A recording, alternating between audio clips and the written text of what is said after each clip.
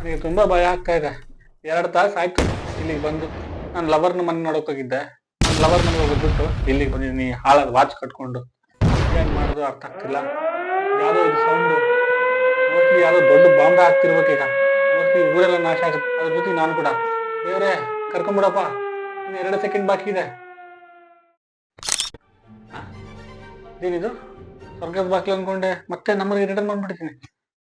ಅಲ್ಲ, ನಾನು ಅಲ್ಲಿ ವಾಚ್ ಆಪರೇಟ್ ಮಾಡಿಲ್ಲ, ಇಲ್ಲಿಗೆ ಹೆಂಗ ಮತ್ತೆ ಬಂದೆ ರಿಟರ್ನ್? ಮುಂಚೆನೆ ಗೆಸ್ ಮಾಡಿದ್ದ ನಾನು ಈಗ ಆಗುತ್ತೆ ಅಂತೇಳಿ.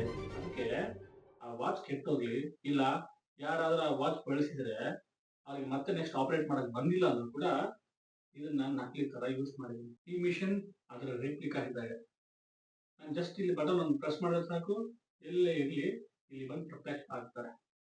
ಆ ಕೆಲಸ ಮುಂಚೆ ಮಾಡಬಹುದಿತ್ತು ತಾನೆ. ತಗೊಂಡಿರೋದು 2 ನಿಮಿಷ ಮಾತ್ರ.